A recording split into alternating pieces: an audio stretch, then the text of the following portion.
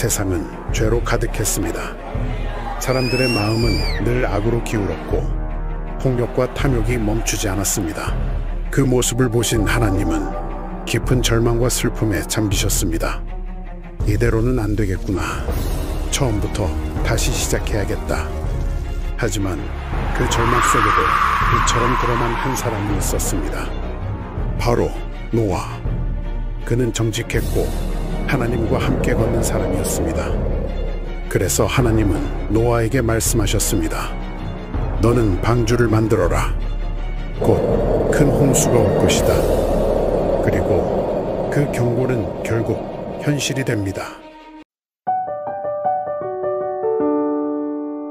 드로처럼 노아의 방주의 이야기의 그 앞부분에 대한 이야기들을 영상으로 잠깐 보여드렸습니다. 오늘 성경 말씀과 영상에 보신 것처럼 오늘은 노아의 방주에 대한 이야기를 좀 해보려고 합니다. 우리는 방주를 구원의 장소로 이야기하곤 합니다. 그래서 마지막 심판의 때가 찾아오기 전에, 죽음이라는 그 시간이 오기 전에 그 구원의 방주에 가족들이나 지인들이 함께 올라타기를 이제 기도합니다. 근데 여러분, 그 방주에 총 몇 명이 탔는지 아시나요? 방주에 몇 명 탔을까요? 보기를 드려요. 1번 4명, 2번 5명, 3번 6명, 4번 7명, 5번 8명. 네, 몇 명일까요? 네, 그렇습니다. 5번 8명입니다. 사실 그 8명은 노아의 가족들이었어요. 노아와 그의 세 아들 그리고 각 남자들의 아내들 해서 총 8명입니다. 세상이 멸종하는데 그 방주를 탄 사람이 8명밖에 되지 않았나라고 생각할 수 있겠지만, 그러나 달리 생각해보면 그 방주에는 노아라는 사람의 온 가족이 탄 것입니다. 그러니까 오늘 말씀의 전체를 아우르는 중요한 이야기가 바로 이건데요. 이 방주에 누가 못 탔냐, 이건 중요하지 않아요. 여기에서 이야기하는 중요한 메시지는 방주에 노아의 가족이 탔는데 노아의 모든 가족이 탔다는 거예요. 누구 한 명 누락되지 않고 온 가족이 다 탔다는 거예요. 여러분, 가족의 구원을 위해 기도하고 계신가요?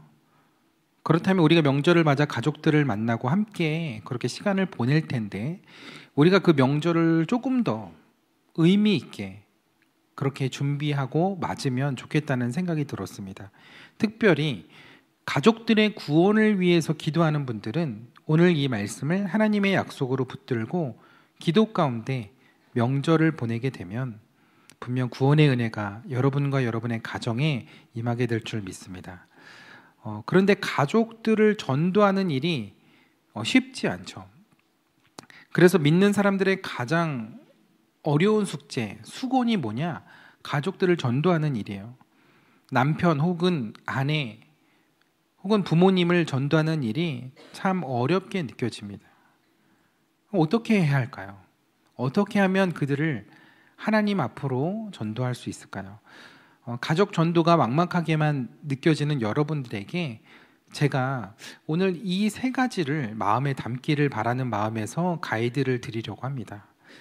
첫 번째, 우리는 하나님의 구원의 계획을 먼저 신뢰해야 합니다. 하나님께서 노아에게 방주를 지으라고 그렇게 명하셨을 때 그것은 그 시대를 향한 하나님의 구원의 계획이 계시된 사건입니다. 특별히 이 방주는 그 시대를 향한 구원의 계획이었을 뿐만 아니라 노아라는 이 특별한 가정의 가족 구원을 위한 하나님의 특별한 계획이었다고 말할 수 있습니다. 오늘 본문의 15절을 보면 이 말씀이 어떻게 시작하냐면, 네가 만들 방주는 이러하니 그 길이는 300규빗, 너비는 50규빗, 높이는 30규빗이라.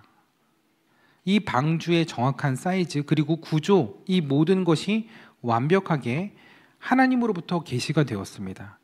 이 방주를 어떤 사이즈로, 그리고 뿐만 아니라 그곳에 무엇을 넣어야 되는지, 그리고 무엇을 준비해야 하는지 세세하게 하나님이 다 알려주셨습니다. 여러분, 이 방주가요, 오늘날 선박에도 적용되는 완벽한 선박의 비율입니다. 설계상으로 이렇게 완벽한 비율의 선박이 없다는 거예요. 황금률인데 이게. 그래서 어떤 파도와 비바람에도 이 비율로 만들면 배가 뒤집어지지 않는다고 합니다. 근데 그런 설계가 선박 기술이 없던 수천 년 전에 제작되었다는 것은 불가능하다고 전문가들이 이야기를 합니다. 우리는 이 사실을 통해서 노아의 방주, 이 방주는 노아가 만들어낸 것이 아니라 분명히 하나님의 계획 가운데 만들어진 것이라는 것을 확신할 수 있습니다. 여러분, 미국 켄터키주에 가면요, 노아의 방주를 실제 크기로 만들어 놓은 어마어마한 테마파크가 있습니다. 아크 엔카운터라고 하는 곳인데 굉장히 멋있죠. 하늘도 멋있고. 누가 이렇게 사진을 멋있게 찍었을까요? 예, 제가 찍어온 사진입니다. 미국에 있는 할머니, 할아버지들이요, 손주들 데리고 여기 가는 게 하나의 꿈이에요. 버킷리스트 중에 하나인데 저는 누구랑 다녀왔을까요? 전 아직 손주가 없으니까 저는 이 사람과 다녀왔습니다. 방주 앞에 저렇게 그 노아의 아들들과 사진 찍는 저기 장소가 있더라고요. 근데 나중에 진짜 아이들 데리고 가고 싶은 마음이 정말 있어요. 이 방주를요, 그 실제 크기의 이 방주를 보면요, 그 크기에 압도가 됩니다. 몇십 미터의 높이, 축구장보다도 더 긴 길이, 그러니까 뭐 높이는 한 7, 8층 정도, 이게 지금 4층으로 해놓은 데고 길이는 한 135m 정도 되니까요, 굉장히 거대한 배입니다. 이 노아의 시대에 이걸 만들었다는 게 정말 상상하기 어려운데요. 그것도 산에다가. 근데 이게 과연 우연이었을까? 그것도 홍수가 날 거를 100년도 전에 미리 예측하고 이 방주를 만들었다. 그건 불가능한 일입니다. 그래서 이 방주는요, 노아의 계획과 노아의 아이디어와는 전혀 상관이 없는 거예요. 이건 하나님의 아이디어이고 하나님의 전적인 계획이셨습니다. 그렇다면 마치 우리의 구원은 우리의 자신의 아이디어가 아니라 우리의 계획으로 되는 게 아니라 하나님의 전적인 플랜이고 하나님의 계획 속에 이루어진다는 것에서 동일하다는 거예요. 방주가 만들어졌을 때 하나님께서 노아를 불러 이렇게 말씀하십니다. 너는 네 아들들과 네 아내와 네 며느리들과 함께 그 방주로 들어가고. 이 방주에 누가 들어갔다고요? 노아의 아들들, 노아의 아내, 노아의 며느리들. 그래서 이 방주는 인류의 구원을 향한 하나님의 계획인 동시에 한 가족을 위한 구원의 계획이었다는 거예요. 한 가족을 구원하기 위해서 이 어마어마한 프로젝트를 하나님께서 구상하시고 계획하시고 실행하셨다는 거예요. 그냥 얘기만 들었을 때, 노아가 처음 얘기 들었을 때 처음에 잘못 들었을까 생각했을 거예요. 이 사이즈와 이 규모와 이 배를 만든다는 것, 대충 생각해봐도 이게 가능할 것 같지 않거든요. 근데 노아는 그 하나님의 구원의 계획을 믿었다는 거예요. 그리고 마침내 믿음으로 자기의 가족들을 모두 구원할 수 있었다는 겁니다. 히브리서 기자는 믿음장으로 불리는 11장에서 노아의 믿음을 이렇게 평가합니다. 믿음으로 노아는 아직 보이지 않는 일에 경고하심을 받아 경외함으로 방주를 준비하여 그 집을 구원하였으니. 경외함으로, 하나님께 순종함으로 방주를 준비하여 그 집을 구원하였다고 했어요. 그 집이 뭐예요? 노아의 가정, 노아의 가문을 이야기하는 거죠. 여러분, 그렇다면 이 약속의 말씀에 대한 이 노아의 믿음의 고백이 히브리서 11장에 신약 시대에 고백된 믿음이거든요. 그렇다면 구약에서 신약으로, 그리고 지금 이 말씀을 읽고 믿는 우리들에게도 변함없는 하나님의 동일한 약속이며 계획이라는 사실을 믿으시기 바랍니다. 하나님은 그러면 오늘 어떻게 우리를 구원하시는 걸까요? 우리는 방주도 없는데. 노아의 시대 그들을 구원하기 위해 방주를 준비하셨던 그 하나님은 오늘 저와 여러분들의 구원을 위해 예수 그리스도라는 방주를, 예수 그리스도라는 구원자를 준비하신 줄 믿습니다. 그분을 믿을 때 우리가 죄로 넘치는 심판으로 넘치는 그 홍수에서 죽지 아니하고 그리스도 안에서 그 방주 안에서 살게 된다는 거죠. 방주 속으로 들어가 노아 시대 사람들이 구원을 얻을 수 있었던 것처럼 오늘날 이 시대에도 방주가 되신 예수 그리스도 안에 들어오면 하나님의 구원을 경험하게 된다는 겁니다. 하나님은 그 새 언약의 시대를 살고 있는 우리에게 사도행전 16장 31절을 통해서 이렇게 말씀하세요. 주 예수를 믿으라. 그리하면 너와 내 집이 구원을 받으리라. 그래서 여러분, 우리에게 무엇이 필요하다고요? 하나님의 구원의 계획에 대한 신뢰, 그 믿음. 노아는 하나님의 구원의 계획을 그렇게 믿음으로 히브리서 11장의 의의 상속자의 반열에 들어갈 수 있게 되었습니다. 사랑하는 여러분, 가족 구원의 아름다운 이 응답이 여러분들의 가정에도 일어나기를 소원하시나요?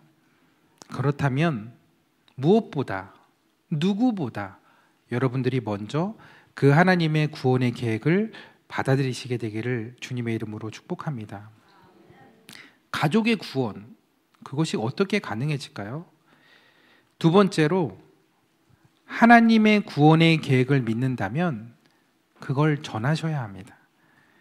근데 우리의 삶의 소망이 이 땅에 있지 아니하다는 사실, 그래서 이 땅에서 구원받을 수 있는 시간이 무한정 있는 것이 아니라는 사실, 우리가 그걸 알면서도 왜 전하지 못하는 걸까요? 뭐 여러 가지 이유가 있겠지만 여전히 내가 그 구원의 계획을 신뢰하지 못하고 있어서일 수도 있습니다. 그러다 보니까 다음에 전하지, 다음 기회가 있겠지, 자꾸 미루게 되는 것이죠. 그냥 우리의 사랑하는 사람들이 하나님의 심판을 받아야 할 사람이라는 것을 알고 있다면, 그리고 그 심판의 때가 언제 찾아올지 모른다면 그걸 더 이상 미뤄서는 안 됩니다. 여러분, 노아가 전도했을까요? 안 했을까요? 노아는 전도를 했습니다. 방주를 짓는 것만으로도 전도라고 할 수 있는데, 오늘 창세기의 말씀에는 노아가 전도했다는 이야기는 그러나 전혀 나오지 않습니다. 그럼 노아가 전도했다는 것은 그냥 우리의 막연한 추측일까요? 그렇지 않습니다. 노아가 전도했다는 근거가 있습니다. 근데 신약에 있어요. 베드로후서 2장 5절에 보면 옛 세상을 용서하지 아니하시고 오직 의를 전파하는 노아와 라고 이야기를 하고 있어요. 여기서 노아가 의를 어떻게 했다고요? 전파했다고 이야기를 하고 있어요. 다가오는 하나님의 심판, 그리고 이 심판 속에서 하나님께서 우리를 구원하실 것이라는 그 하나님의 구원의 계획, 그것을 노아가 전파했다는 거예요. 물론 그 결과는 신통치 않았어요. 결국 노아는 아무도 전도하지 못했습니다. 아니, 노아는 아무도 전도하지 못했지만 자신들의 모든 가족들을 전도했습니다. 결국 그들과 함께 방주에 들어가는 그 순간에 방주의 문이 닫히고 비가 쏟아지기 시작했습니다. 대홍수가 시작된 거죠. 하나님의 심판이 시작됐습니다. 그 순간 방주 안으로 들어갔던 노아와 그의 식구들은 그 모습을 보면서 한편으로 가슴을 쓸어내리며 또 한편으로는 얼마나 감격하고 기뻐했겠어요. 그래서 노아는 적어도 하나님 앞에서 이 복음을, 그리고 하나님의 소식을 가족들에게 전할 수 있었다는 것에 감사할 수 있었을 것입니다. 그러면 여러분들이 이와 같은 하나님의 구원의 계획을 정말로 믿는다면 우리는 더 이상 침묵해서는 안 됩니다. 입을 열어야 하고 복음을 전해야 합니다. 아니, 내가 얘기한다고 그 사람이 믿을까요? 지금까지 우리 어머니 봤을 때, 우리 아버지 봤을 때 절대 그 복음을 받아들일 분이 아닌데요. 근데 여러분, 그건 여러분들이 하는 게 아닙니다. 여러분, 복음에 능력이 있는 것이죠. 그 복음을 여러분 부끄러워하지 마세요. 오히려 내가 그걸 말하지 못하는, 입을 열지 못하는 내 자신을 부끄러워해야 하는지도 모릅니다. 로마서 1장 16절에 바울은 내가 복음을 부끄러워하지 아니하노니 이 복음은 모든 믿는 자에게 구원을 주시는 하나님의 능력이 됨이라고 했습니다. 내가 하는 것이라고 하면 어렵죠. 안 된다 생각되겠죠. 여러분, 구원은, 전도는 여러분들의 말과 설득에 있는 것이 아닙니다. 여러분들의 삶의 모습이 너무 경건하고 존경스럽고 본받을 만해서 여러분들을 보고 구원받는 게 아니라는 거예요. 구원은 그 복음 안에 담겨 있는, 그리스도 예수 안에 담겨 있는 그 복음의 능력이고 그것이 곧 하나님의 능력임을 믿으시기 바랍니다. 그러기에 그 복음의 능력을 믿고, 나를 믿고가 아니라 복음의 능력을 믿고 하나님의 그 구원의 계획을 사랑하는 우리 가족들에게, 우리 이웃들에게 담대히 전할 수 있는 여러분들 되시기를 축복합니다. 뭘 어떻게 전해야 될지 모르겠는데요, 대단한 설명과 내용이 필요한 게 아닙니다. 여러분들이 만난 하나님, 여러분들이 만난 주님, 여러분들의 마음을 담아 전해보시면 좋을 것 같아요. 그래서 여러분들 좀 도움 되시라고, 덜 어색하시라고 천국 패스포트도 만들어 드렸잖아요. 그래서 이거 가지고 같이 공항 가자. 어디 공항? 인천공항. 어디로 가는데? 천국. 그거 가지고 하나님, 예수님을 함께 또 영접하고 또 기도하는 시간들이 있으면 얼마나 좋을까요? 네. 천국 패스포트가 부끄러운 건 괜찮아요. 근데 복음을 부끄러워하지 마시라는 거예요. 안 받아들이면 어때요? 전해보지 않은 것만큼 더 큰 후회는 없습니다. 그래서 여러분 기도하시면서 담대함으로 그 때를 바라보며, 때를 기다리며 전해보시기 바랍니다. 그러면 하나님이 분명히 역사하시고 일하심을 보게 될 줄 믿습니다. 우리의 전도가 우리가 기대했던 것처럼 꼭 결실이 맺혀지지 않을 때도 있어요. 결실이 맺혀지지 않을 때 우리는 어떻게 해야 할까요? 노아가 어떻게 했을까요? 노아는 참고 기다리면서 전하고 또 전했습니다. 노아가 얼마 동안 인내하며 전도했을까요? 아마 방주를 만드는 그 기간 전체가 노아에게는 인내의 시간이었고, 사람들에게 보여지는 시간이었고, 사람들에게 전도하는 시간이었을 거예요. 그는 무려 120년 동안 방주를 지어가며 그 시대의 사람들에게 임박한 하나님의 심판 그리고 구원을 증거했을 겁니다. 사람들이 왜 방주를 짓냐고 물을 때마다 하나님의 심판이 임할 것이고 당신도 그 사실을 믿고 이 방주에 들어오면 살 수 있을 것이라고 말했을 거예요. 노아는 계속해서 사람들에게 전하고 전했을 것입니다. 하나님의 마음이 여러분들에게 있다며, 하나님은 여러분들이 이 방주 안으로 들어오기를 원하신다며 전했을 겁니다. 그 이야기를 했을 때 처음 1년은 사람들이 두려워했을지도 모르겠어요. 내년에 이 세상이 망한대, 홍수가 온대, 막 마음을 졸이면서 있었을 거예요.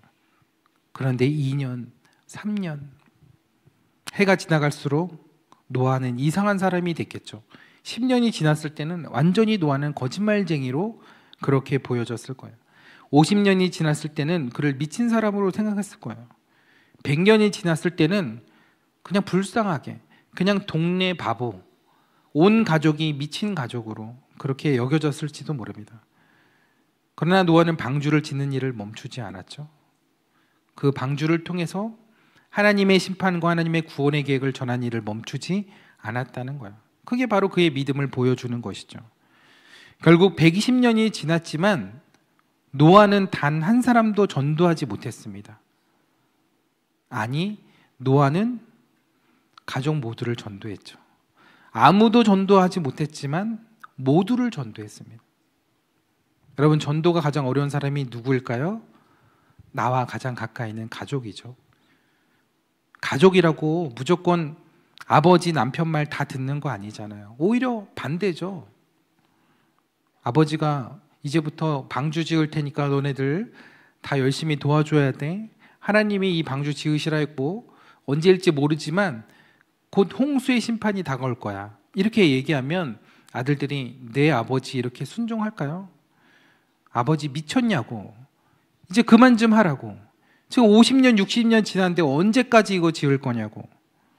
아버지 보면서 부끄러워 살 수가 없다고. 그렇게 소리치며 오히려 그 아버지를 비난하며 손가락질하며 떠나는 것이 가족일지도 모르겠어요. 그런데 노아의 가족들은 그것도 아들만이 아니라 며느리들까지도 노아의 그 믿음에 그 시아버지와 함께 거기에 동참했다는 것.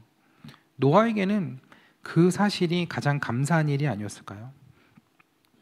여러분, 가족의 구원이 어떻게 이루어질 수 있을까요? 첫째, 내가 먼저 그 구원의 계획을 신뢰해야 하고, 두 번째, 포기하지 말고 계속 전해야 합니다. 그리고 마지막 세 번째, 우리가 먼저 하나님의 구원받은 백성으로서의 삶을 살아가고 있어야 합니다. 그걸 성화라고 합니다. 120년 노아는 한 사람도 전도하지 못했지만 가장 가까이 있는 가족들을 전도했다는 것. 그게 무슨 의미일까요? 여러분, 가족은 서로의 치부와 약점을 누구보다 잘 아는 관계입니다. 근데 그런 노아에게 마음을 열고 120년 동안이나 노아를 가족들이 모두 따랐다는 것, 그건 그의 삶에서 뭔가 보았기 때문이 아닐까요? 저는 그 근거를 창세기 6장 8절에서 찾았습니다. 그러나 노아는 여호와께 은혜를 입었더라. 가족들은요, 아버지 노아로서는 믿음이 잘 가지 않았을 거예요. 그런데 아버지와 함께 하시는 그 하나님을 본 것이죠. 하나님의 은혜를 받으니까 아버지가 달라 보이는 거죠. 네피림 시대의 세상이 아무리 타락하고 변해도 여전히 하나님 앞에서 의인으로 살아가는 아버지의 모습은 달랐다는 거예요. 그래서 여러분, 하나님 믿는 사람, 예수 믿는 사람은 달라도 뭔가 달라야겠죠. 여러분, 우리가 거룩한 모습으로, 그리고 선한 모습으로, 좋은 모습으로 사람들을 구원하는 것은 아닙니다. 하지만 세상 사람들은 먼저 우리의 믿음을 보는 것이 아니라 우리의 인간됨을 봅니다. 인간성을 본다는 거죠. 인격이 물론 구원의 조건이 아닙니다. 그리고 예수 믿는다고 우리가 갑자기 확 변화되는 게 아니에요. 하지만 분명한 것은 변하고 있고 그 변화가 시작되었다는 것. 구원받아서 하나님의 성품과 예수님의 인격으로 변화되는 것, 그게 성화인 것이죠. 우리는 예수 믿는 순간 그 성화의 과정으로 첫 발을 내디딘 거예요. 그래서 지금의 모습이 완성된 모습은 아니에요. 그래서 계속 변해가야 하는 과정에 있는 거예요. 근데 그 과정만을 보고 우리를 판단하면 안 되긴 하죠. 그런데 그렇다고 우리가 가만히 있으면 그 변화가 굉장히 미미하거나 더딜 수밖에 없어요. 교회 다니는데 예수 믿는다고 하는데 뭐 그 전과 그 후가 그렇게 달라지지 않네. 변하긴 한데 너무 미세하게 변하는 거죠. 그런데 여호와께 이 은혜를 입은 노아처럼 우리가 더 말씀 가운데 들어가고 말씀으로 살아가려고 한다면 그 변화는 더 뚜렷하고 선명해질 수 있다는 거죠. 우리가 그렇게 하나님의 모습에, 하나님의 형상에, 예수님의 모습에 더 닮은 자로 살아가야 되는 이유, 그것은 우리에게 하나님께서 주신 은혜가 있음을 보여주기 위함이기도 합니다. 마태복음 5장 16절에서 예수님께서 이렇게 말씀하셨어요. 이같이 너희 빛이 사람 앞에 비치게 하여 그들로 너희 착한 행실을 보고 하늘에 계신 너희 아버지께 영광을 돌리게 하라고 하셨어요. 우리에게 비친 빛, 우리에게 주신 그 은혜, 나만 받는 은혜가 아니라 그 은혜를 반사시켜서 사람들에게 비치게 하라는 거예요. 그리고 나에게 그 은혜를 주신 그 하나님, 그 하나님의 영광을 사람들에게 보게 하라는 거예요. 그러니까 우리의 삶이, 우리의 행실이 구원에 이르게 하는 것은 아니지만 그것이 복음을 들을 수 있는, 복음을 전할 수 있는 통로가 되어야 한다는 거예요. 그래서 우리가 그리스도인으로 살아간다는 것, 하나님의 은혜를 받은 사람으로 살아간다는 것, 그건 중요하다는 것이죠. 여러분, 결혼 21년 차인 어떤 부부가 있었습니다. 근데 어느 주말에 아내가 남편에게 희한한 제안을 한 거예요. 21년 동안 결혼 생활이 지속되면서 사실 이 부부 관계가 점점 형식적으로 되어가고, 말은 안 했지만 굉장한 권태기에 접어들었었습니다. 근데 아내가 이 부부 관계에 활력을 얻기 위해서 좋은 생각이 하나, 좋은 아이디어가 생각났다는 거예요.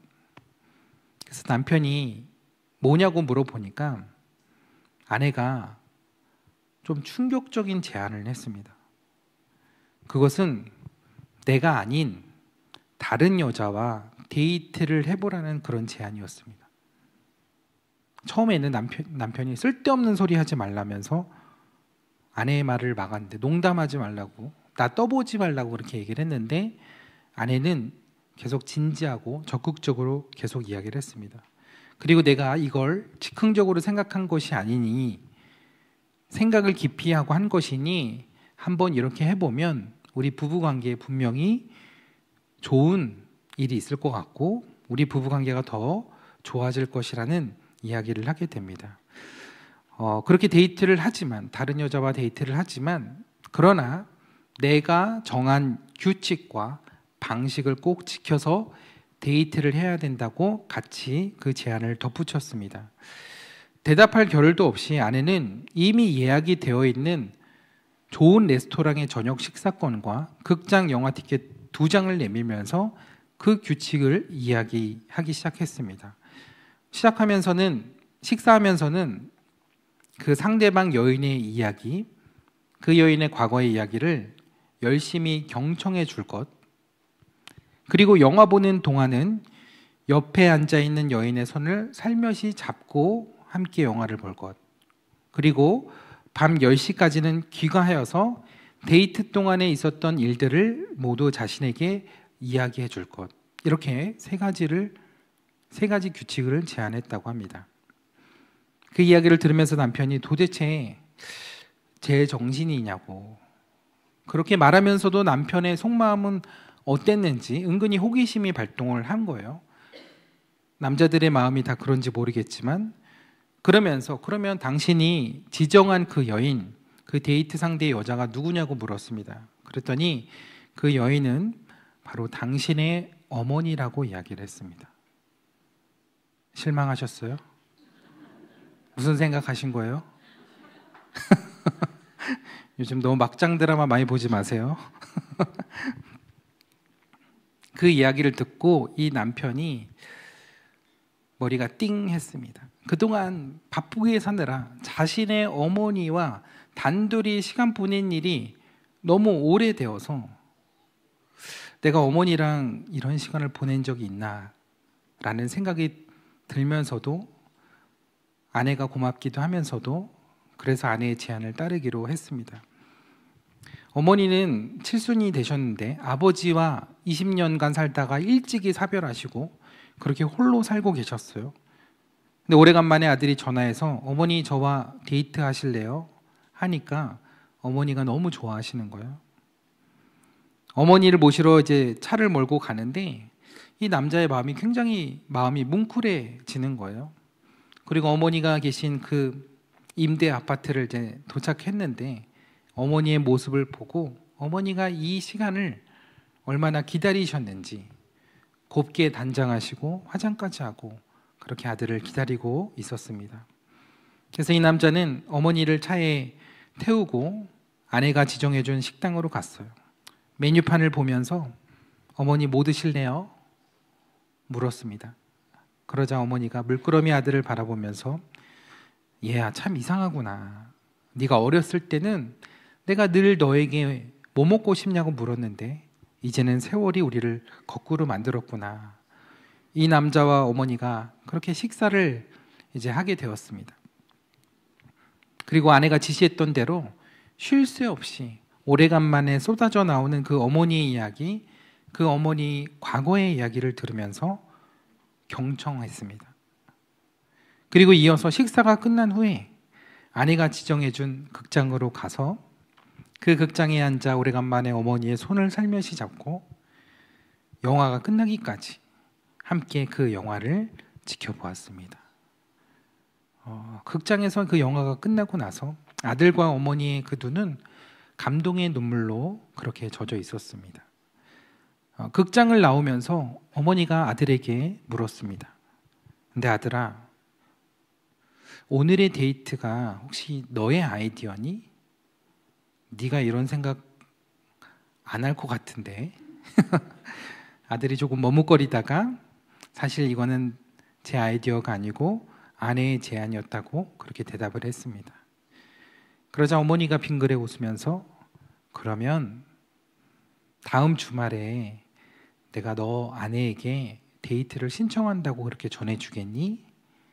그렇게 이야기를 하면서 행복해하는 어머니를 모셔다 드리고 이 남자가 자기 집으로 돌아오는데 그 소중한 아내의 배려가 눈물겹도록 감사하게도 느껴졌고 또 그런 마음으로 그 집 문 현관 문을 이렇게 열면서 들어가는데 이 집이 평소의 집 같지가 않은 거예요. 이곳이 바로 천국이구나라는 생각을 하면서 그 집에 들어갔다고 그러면서 이 이야기가 마무리가 됩니다. 이 이야기가 마무리가 된다고 하니까 이 이야기가 어디에 있는 이야기를 제가 가져온 거라는 것을 눈치채셨을 것 같은데 이 이야기는 그 유명한 영혼을 위한 닭고기 스프 시리즈에 나오는 이야기입니다. 아내의 한 사람의 문을 열고자 했던 그 배려, 그 마음, 그 계획이 남편뿐만 아니라 어머니의 마음도 열고 그 가정에 모두의 마음을 열었던 것입니다. 이렇게 마음의 배려를 통해서 두 사람의 마음을 따뜻하게 해줬던 그 며느리, 이 아내가 이렇게 하고 나서 남편에게 교회 한번 가자고 그러면 안 갈까요? 어머니에게 어머니 우리 데이트는 교회에서요 하면 교회 안 오실까요? 여러분 명절이요 참 즐거운 날이기도 한데요 때로는 여러 갈등이 생기기도 하는 날이에요. 친지들 간의 갈등, 시댁과의 갈등, 형제 간의 갈등. 즐거운 날인데 왠지 모르게 뭐 하나 작은 일로 인해서 마음이 불편해지고 갈등이 생기기도 합니다. 그리고 돌아오면 괜찮아요? 돌아와서는 남편과의 갈등으로 2부 순서가 또 시작이 되죠. 근데 여러분, 그 갈등에 매여서 우리는 구원의 문이 닫히지 않도록 해야 합니다. 그 갈등으로 인해서 하나님의 구원의 계획이 덮어지면 안 된다는 거예요. 우리가 그런 마귀와 사단의 음성에 속으면 안 되는 거예요. 우리는 하나님의 구원의 계획을 보아야 하는 것입니다. 우리의 가족들은 우리가 이겨야 할 대상이 아니라 하나님의 구원의 계획에 포함된 구원의 대상임을 기억하시기 바랍니다. 그러기에 그들을 위해 기도하며 그들의 마음의 문을 열기 위해 내가 좀 섭섭한 거, 내가 좀 손해보는 거 내려놓을 수 있잖아요.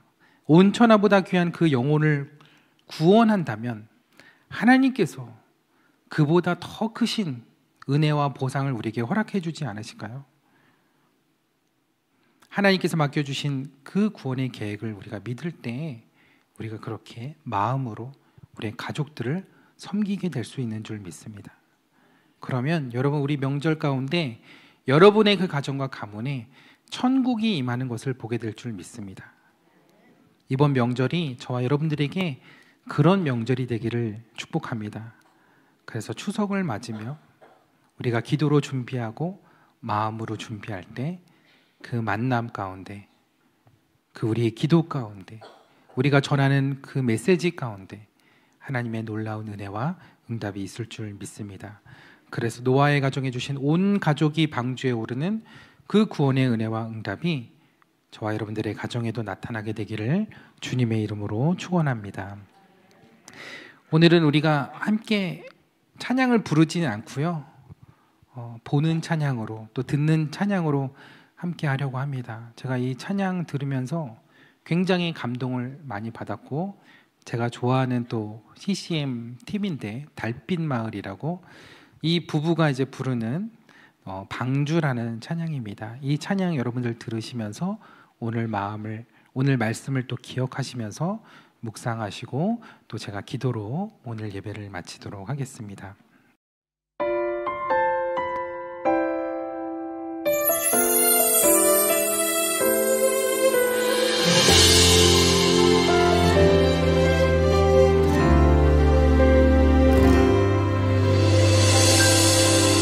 나는 알 수 없었죠. 당신의 계획.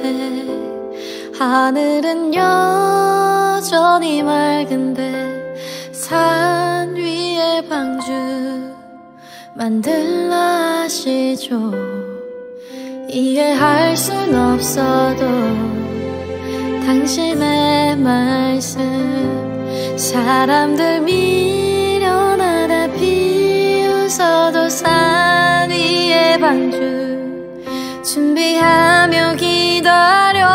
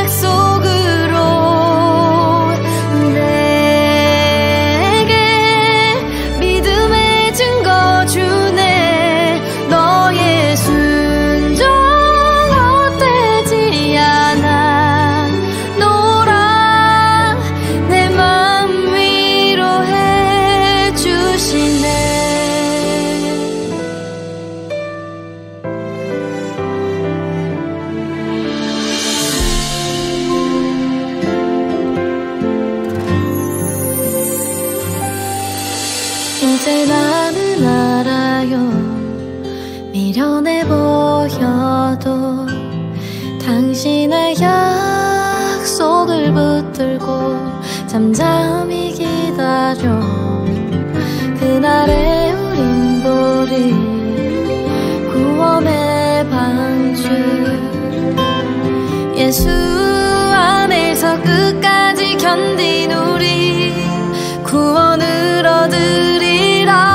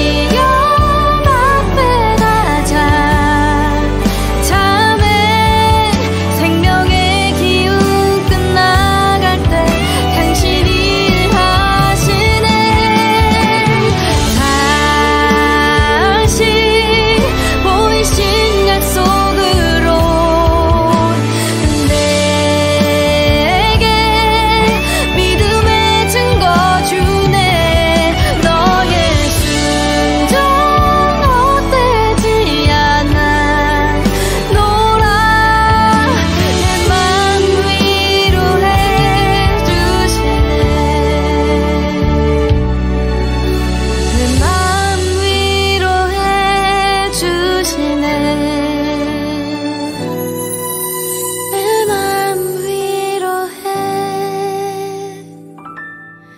주시네.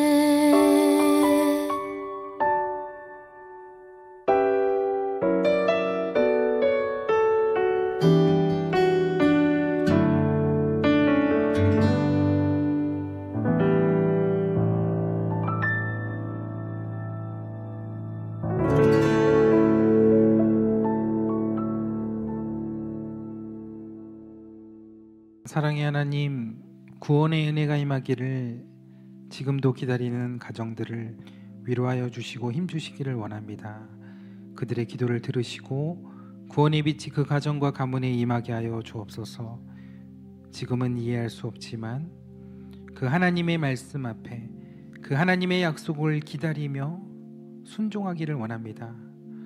그러나 하나님, 우리는 부족합니다. 우리에게는 용기가 없습니다. 우리의 삶을 볼 때 너무나 부끄럽습니다. 하지만 그러기에 내가 아닌 나를 구원하시고 나를 변화시키신 주님을 자랑할 수 있도록 담대함과 용기를 허락하여 주옵소서. 바로 이런 나의 삶이 주님이 함께 하시는 삶이라고, 바로 이렇게 변화되는 내 삶이 주님을 만났기에 변화된 것이라고, 그렇게 당당히 주님을 증거할 수 있는 저희들의 삶이 되게 하여 주옵소서. 무엇보다 하나님의 그 구원의 계획이 틀리지 않았음을, 우리의 순종이 헛되지 않았음을 끝까지 믿도록 도와주시고, 예수 그리스도를 전하는 기쁨이 우리의 삶 가운데 날마다 충만히 차고 넘치도록 주님 함께하여 주옵소서. 그래서 그날 하늘 문이 열리는 그날 우리가 구원의 방주를 보게 될 줄 믿습니다. 그날 하나님의 구원을 찬양하며 하나님을 노래하는 기쁨과 감사와 감격이 우리 가정 가운데 있게 하여 주옵소서. 그래서 이번 추석 동안 우리의 식탁이 화해의 상이 되게 하시고 그 왕래의 길이 복음의 길이 되게 하시며 각 가정마다 구원의 증거와 구원의 응답이 피어나는 복된 명절이 되게 하여 주옵소서. 이제는 우리의 방주가 되신 우리 주 예수 그리스도의 구원의 은혜와 우리를 끝까지 포기하지 않으시고 길이 기다리시는 하나님 아버지의 그 크신 사랑과 우리를 구원의 길로 언제나 인도하시는 성령님의 위로 인도하심이 모든 가족이 구원의 방주에 오르기를 소망하며 기도하는 우리 영종만내의 모든 믿음의 권속들과 또 함께 이 자리에서 예배하는 모든 지체들과 성도들 머리 위에 이제로부터 영원까지 함께 하시기를 간절히 축원하옵나이다. 아멘.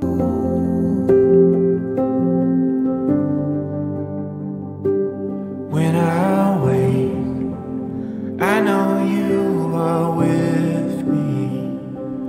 In the dark, I can almost see you clearly. Every day, you're singing over me. Like water, my love